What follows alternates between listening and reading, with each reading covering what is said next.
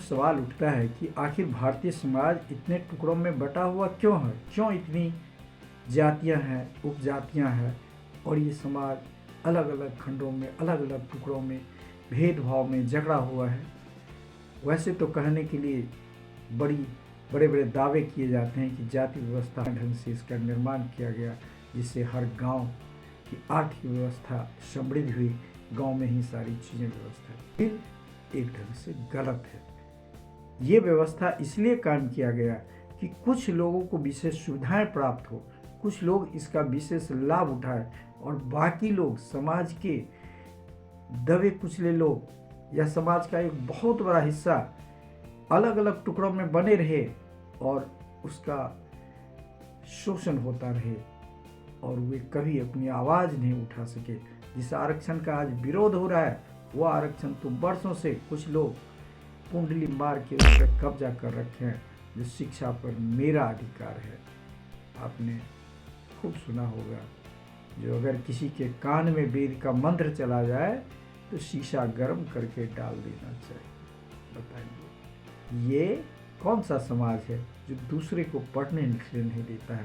ये कौन सा समाज है जो दूसरे को आगे बढ़ने से रोकता है और दावा करता है कि कुछ खास चीज़ें, जो महत्वपूर्ण चीज़ें हैं, उस पर सिर्फ उसी का अधिकार है, ज्ञान पर उसी का अधिकार है, पढ़ने लिखने का अधिकार उसी का है, मंदिरों पर उसी का कब्जा है, और बाकी लोग दान पेटी में पैसे डालें, बाकी लोग इन क्लासों की सेवा करें और बदले में उनके साथ भेदभाव किया जाए, उनकी आर्थिक दशा बिगाड़ दी जाए, उनकी आर्थिक दशा ऐसी रखी जाए जो जीवन में कभी आगे बढ़ने का सोच नहीं पाए। अरे कहना क्या चाहते हो? इतना ही नहीं, इतिहास साक्षी है, जब हमारे कुछ लोग निम्न वर्ग से भी, जिसको तथाकथित शोषित वर्ग के लोग थे या तथाकथित निम्न जाति के थे, उन्होंने जब सत्ता पर कब्जा किया तो फिर उनको नए ढंग से एक जाति विशेष में तब्दील कर दी गई। और वो भी तब्दीली कैसे हुई? कुछ दान दक्षिणा देने से, कुछ यज्ञ करने से। बताइए, यज्ञ करने से लोग का जाति बदल गया, कर्म करने से नहीं बदला। ये समाज की बहुत बड़ी विडंबना रही है और जनसमूह को इसी बात में फंसा करके रखा गया और इसका नाम दे दिया धर्म। धर्म के आधार पर बटे हुए ये धार्मिक भेदभाव लोगों के बीच पैदा की गई। और इतना ही नहीं, अगर हम इस व्यवस्था को नहीं मानते हैं तो हमारे लिए स्वर्ग और नरक का रास्ते खुले गए।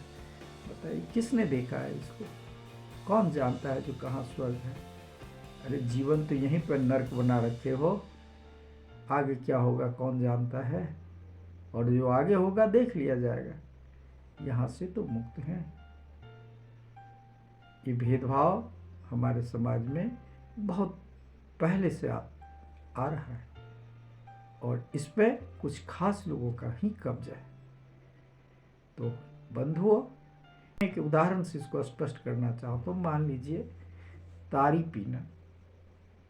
कुछ लोग तारी उतारने का काम करते पेड़ पर चढ़ के और उसे अछूत या शूद्र में रख दिया गया, और उसका उतारा हुआ तारी कोई पीता है तो वो पवित्र हो जाता है। वो सवर्ण को कोई फर्क नहीं पड़ता, सवर्ण भी पीते हैं तो उनकी जाति वहाँ नहीं जाती, वो छोटे नहीं हो जाते। लेकिन जो पेड़ पर से चढ़ करके उसको उतार करके लाया आपके लिए, वो छोटे हो गए। मछली मारने वाला मल्लाह शूद्र हो गया, निम्न वर्ग का हो गया, क्योंकि वो पानी में जाके मछली को पकड़ता है, मारता है, आपके सेवा में लाता है। लेकिन जब आप मछली खाते हैं तो आप सवर्ण बन जाते हैं। ये कौन सी व्यवस्था है? ये व्यवस्था शोषण पर आधारित है, जो लोगों को ऐसे ऐसे बातों में उलझा करके रखो, ये हमेशा बटा रहे, कभी इनमें वो सोच पैदा नहीं हो।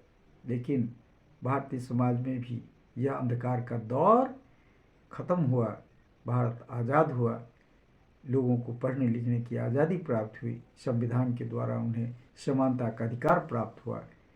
अब इनके पेट में फिर से मरोड़ होना शुरू आ गया, जब इधर के लोग, बहुजन लोग पढ़ने लिखने लगे, इनमें भी ज्ञान का संचार फूटा, और इन्हें भी अपने अधिकार की जानकारी हुई। और अब देखिए इनके पेट में कैसे दर्द होने लगा और ये फिर से एक बार अपना फन उठाना शुरू कर दिया और दिया गया संविधान के द्वारा प्रदत्त आरक्षण को धीरे धीरे किस्तों में तरह तरह से नियम और उपनियम में बांध करके समाप्त करने की कोशिशें की जा रही है। तो बहुजनों, आपके लिए एक बहुत बड़ी सीख है जो आप ये जो जातीय विभेद में बटे हुए हैं, तरह तरह की जो जातियां हैं, उससे निकले। अरे ये सब शोषण के लिए बनाया हुआ है। जो तरह तरह की जात में लोग अगर बटे हुए रहेंगे तो कभी हमारा विरोध नहीं कर पाएगा और इसी का मलाई वो खा रहा है। धन्यवाद। मेरा नाम महावीर कुशवाहा है और मैं कोशिश करता हूँ कि आप सब सजग हो। इसका शिकार मैं भी हूँ और बहुत सारे लोग हैं, जाने अनजाने किस रूप में हमारा शोषण हो रहा है नहीं बयां कर सकते। तो सामने आइए, खुलकर विरोध कीजिए।